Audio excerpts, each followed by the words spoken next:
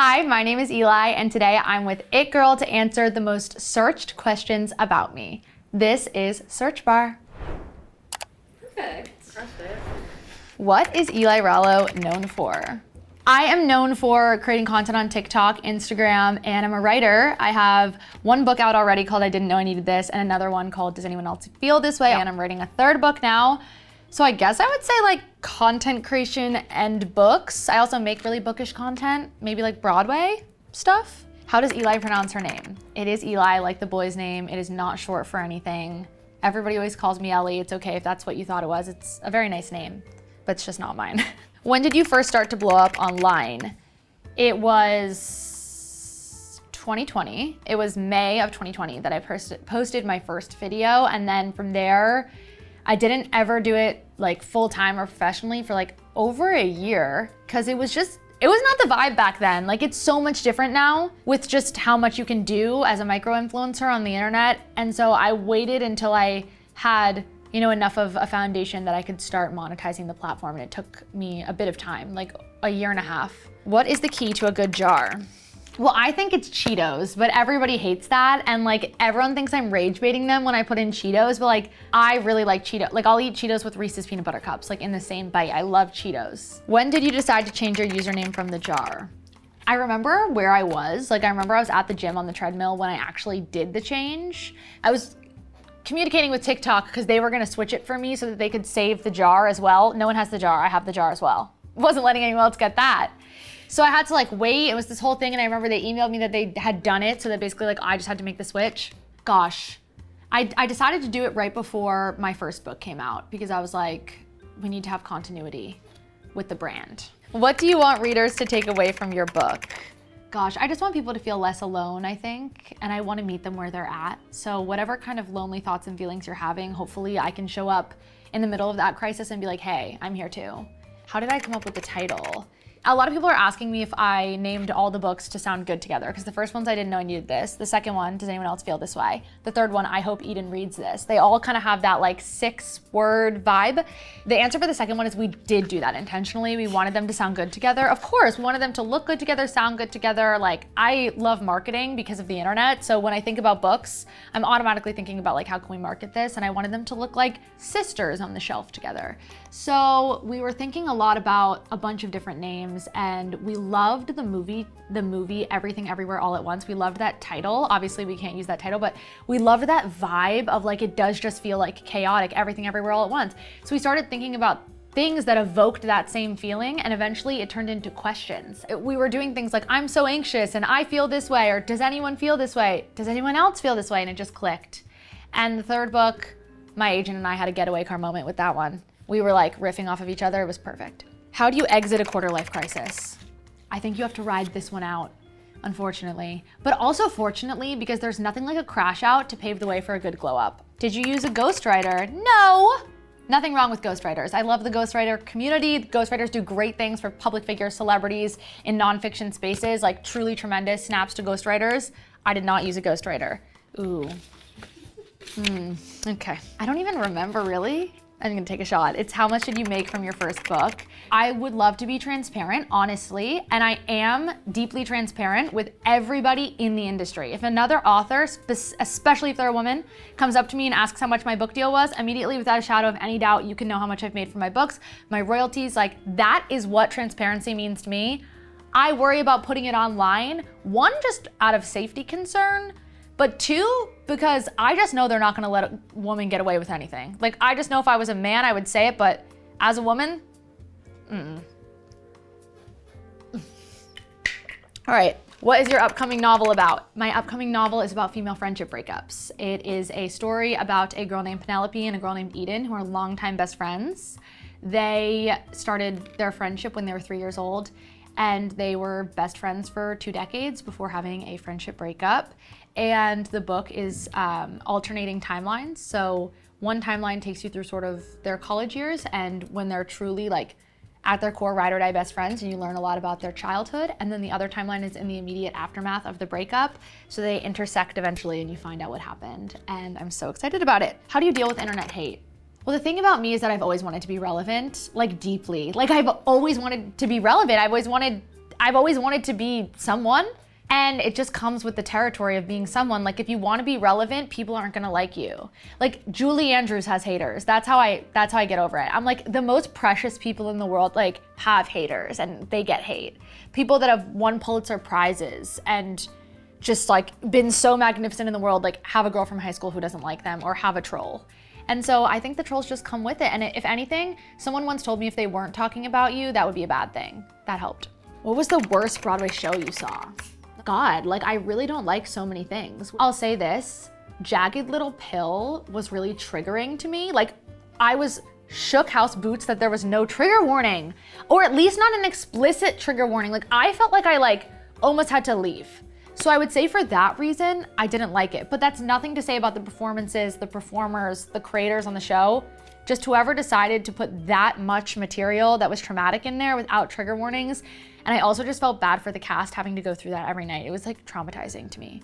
Can you really have good taste in theater if you liked Bad Cinderella? Of course! What the hell? Yes! The thing about Bad Cinderella is that it's bad. Like, that's the thing, it's bad, but you can enjoy things that suck. We need to enjoy things that suck sometimes. Like, it was not good, but like, that's why it was so good. Like, it was not good, but if you were wasted and you were with your most fun friend and you just had a good time, it was a good time. It's not high art, but not everything needs to be. Sometimes you just need to go watch something like so stupid. That's the same way I feel about Life of a Showgirl. Like, it's not high art, it's not tortured poets, but it's like fun. I'm having a good time. Like, let me have fun. Let me shake my ass a little. What are my predictions for Taylor Swift's wedding?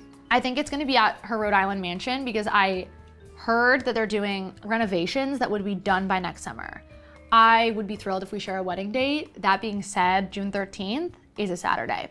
I thought forever that she would wear custom Ralph Lauren, but Selena just wore custom Ralph Lauren. Like, my thought forever was like, this is the Americana wedding. It's the football player and the pop star. Like, what could be more American than Ralph Lauren? It's not gonna be Ralph Lauren. I'm hoping, maybe we'll see a Vivienne Westwood from her. If I could ask her to do one thing for me, it would be no red lip. Love the red lip. Love that she's comfortable there. I think sky's the limit with the wedding. If I looked like her, I would be dropping straight looks for my wedding. Like, God, I can't wait. Or my other thought was Christmas tree farm. I thought that would be adorable, but I don't know how big that is. And she said she wants a big wedding. Why do men hate on women who love Taylor Swift? Like, you know, men, I don't keep men around that hate on Taylor Swift. Not because I think you're not allowed to hate on Taylor Swift. Anybody can dislike anyone. And I have friends who don't really like Taylor Swift, and that's totally fine. But men explicitly going out of their way to shit on things that a lot of women like, red flag. Men going out of their way to speak in a derogatory way about a very famous woman, red flag. But I think they're just like intimidated. I think they're babies. I think they're intimidated babies. Who has the most loyal fan base? Honestly, not Taylor Swift. Like, love her to death, but what's going on the internet right now, not Taylor Swift. Charlie XCX's fan base is incredibly loyal. That's something that I'm learning. Like, I really like Charlie. I'm not a part of the bratdom. I don't know what she calls her fans. The Charlies, not a part of them, but I respect them because they ride for that woman. Who has the most intimidating fan base? I'm not scared of the Swifties anymore, but I can see how they'd be scary. A lot of people think that the Arianators are scary, but I find us just to be sweeties and lovers. Maybe we're intimidating, but I feel like we keep to ourselves. Like, Ariana doesn't get very involved in things, and I feel like the Arianaverse remains within the Arianaverse, which is nice. Whereas the Swiftie thing, it extends, everyone's getting involved. How did you meet your fiance? I met him from a mutual person that I had met through dating. I was dating, trying to meet people. I met this person, we never dated. We just became friends. And then very, very, very long down the line, he was watching a TikTok live of mine and was like, wait, that girl, I remember that we met. I should set her up with someone, which is so crazy and random. But we started texting and he was like, would you ever wanna get set up with someone I know? And I was like, I guess. And at the time, I wasn't dating. I was doing a boy cleanse. Not really. I was doing a boy cleanse of I wasn't allowed to put myself in any situations. I couldn't go on the apps and swipe because I had gotten obsessed. I couldn't go up to someone and give them my number. But if something came to me, that was fine. And what's so interesting is that I made that decision and then something did come to me in the form of this dude who I had met, who I had befriended, then watching my TikTok live of me like getting ready and talking about dating and was like, I wanna set you up with someone, like just crazy. And I don't even know why I said yet, like something just compelled me to be like, for the plot, I guess. And then on our first date, I was like, that's my husband, that's crazy. How much was your engagement ring? Honestly, I don't even have to take a shot. I'm not gonna tell you because I don't know. I didn't wanna know. Do people know? I wanted to know like the specs and the sizes, and I don't know if you guys know this, but when you buy a piece of fine jewelry, like an engagement ring or diamonds, earrings or something like that, they provide you with like a packet about like where the diamond came from, depending on how it was sourced, and like what type of diamond it is, and what the clarity and color and cut, like I wanted to know all of that, like cause that interests me for something I'm gonna wear for the rest of my life. But I don't know, I wasn't like, how much did it cost? I don't know. I would take a shot if I knew, I don't know. What is the key to a good bachelorette? I think you have to do what you wanna do. I think so many people like get stuck in social media. I was just talking about this with a bride I know who's just having some anxieties about her wedding, and I was like, Girl Boss Town one time posted that if she ever had a wedding, she would plan it with the idea that nobody would bring a phone and nobody would have a camera, and it completely just rerouted my entire thought process because so many of the decisions I was making was because there was gonna be phones and because there was gonna be cameras. Now, obviously I'm thinking about the phones and the cameras because I'm gonna post it all and I know about that, but I think it is such grounding advice for every part of the planning process of a wedding and your bride season. Like, you've gotta keep yourself grounded in that reality of like, what is this about and what do I really wanna do versus like what's online. What are your rules for your wedding? I have so many. I definitely, having a seated dinner was like huge and very important because I want everyone to eat, because I want people to get wedding drunk but not trashed. There's a difference. Getting trashed is like you're sloppy and you're getting sick. Getting wedding drunk is like you're steadily tipsy, bordering on drunk for the whole night, and then at the end of the night, you turn into a perfectly dancey, blissful drunk. And the way that you do that is that you provide alcohol throughout the day and you provide plenty of food and encouragement to eat it. At buffet weddings, which bless a buffet, never loved anything more, a lot of people don't eat because like there's so much going on and then there's music and drinks and oh, there's the bride, and then you don't like go get the food and bring it back. So I wanted to do a seated dinner so that people would eat a meal. What else? No one's allowed to wear white, obviously, like straight up we'll kick them out. Straight up. Oh, I'm not letting people post on social media day of, which I think isn't that crazy of a rule. I think a lot of people do that.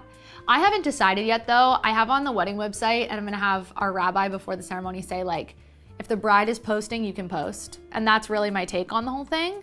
I haven't decided if I'm gonna post yet, like if I might have my assistant like post my dress for me. Just cause then I feel like I'm in control of the narrative. You know what I mean? Like I wanna be the first one to get to share that. Hopefully everyone likes it. Which Sex and the City character would fit the best in the girls' universe? That's a perfect question. I think that there could have been an episode where Carrie was like hosting a writing workshop that Hannah attended, and like Carrie would have been so flustered by Hannah because Carrie's like incapable of like interacting with people on a basis of things that aren't about herself. And Hannah is like also kind of the same. Like they would be a nightmare. That would have been an excellent episode of TV. What TV character would be most excited for Wicked for Good? Rachel Berry. Rachel Berry, obviously Rachel Berry. Which girl's character could actually live in Stars Hollow? Shosh. Like so Shosh. Like Shosh would date Kirk. What's the hardest part about dating in 2025? From what I can understand, people just aren't giving other people like chances IRL, and that makes me sad. Like, I think a lot of times we have on our dating apps, like, I would only date someone over 6 foot, and if you're 5'8", baby girl, go get your 6 foot man. But like, I'm hardly 5'3", so I understand wanting a tall guy if that's what you want, but then what if I told you that tonight you're gonna go to the bar and you're gonna meet the most charming, hilarious, handsome, amazing guy ever, who could be the love of your life, and he's 5'10"? You would totally give that dude your number if you're 5'3" at the bar, but you would have passed him by on an app. So I feel like on all ends, the social media and internet of it all makes it so that we're not giving each other so many chances. I think we just have to be a little bit more open, but always be cautious, especially as girls. What are your tips for single girls? Honestly, have fun. Like that was such a fun time in my life that I wish I enjoyed more. Like so many of my greatest memories are from being single, and that's not to say I wish I was single. Like I'm so happy in the era that I'm in now, but like, life is supposed to be fun. I try to remind myself of that, like not to get so deep, but like this is all supposed to be a good time. And so I would just say have fun. What's your most controversial take? I guess one really controversial take that I've had recently that people did not like on the internet was that I cannot extend +1s to everyone for my wedding because we just don't have enough room. Like we only have like enough seats in the in the space for dinner for a certain amount. So we did it case by case. Like if we had friends where we're friends with both partners, like obviously they're both invited. If we had a friend who's engaged, like obviously their partner's invited, or married. If our friend has been with their person for 9 years, like obviously they're invited. Like, so we went case by case. And the few people I couldn't extend to +1 to because they are not in a relationship or are in a newer relationship when I didn't know the partner, for example, or neither of us did, I let them know, like, you can bring someone to everything else. You can bring them to the welcome party. You can have them arrive to the venue at 9 p.m. after dinner for dancing for the rest of the night and the after party. And you can also invite them to the goodbye event on Sunday. So like the only thing they would be missing is dinner on the wedding night.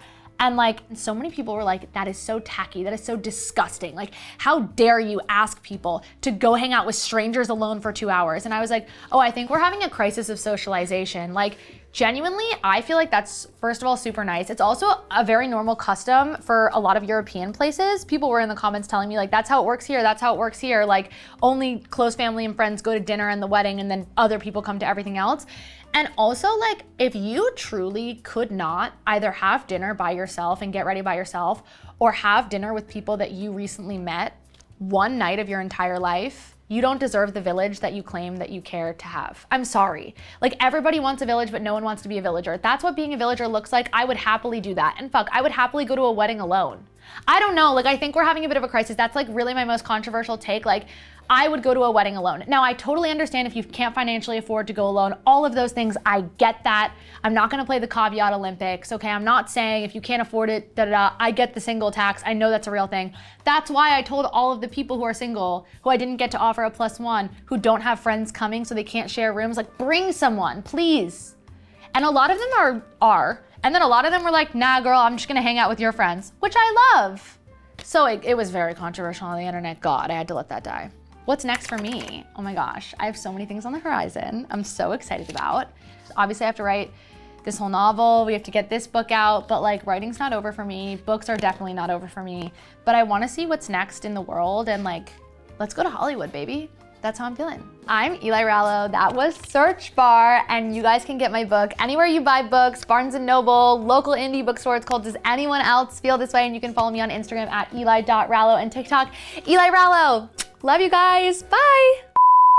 Nothing worse than someone cutting you in line, by the way. People really need to pull it together about that. Like airports, everywhere I go, someone is cutting. And I'm okay if you're meeting a friend in line, that's not cutting. I mean like you're just directly cutting someone and disregarding their existence, that's rude. So I felt so bad about that and it made me panic. That's probably the most like shit answer you've ever heard. You're like, okay, Eli, so you had panic attack because you accidentally cut someone in line. I did, I felt so bad.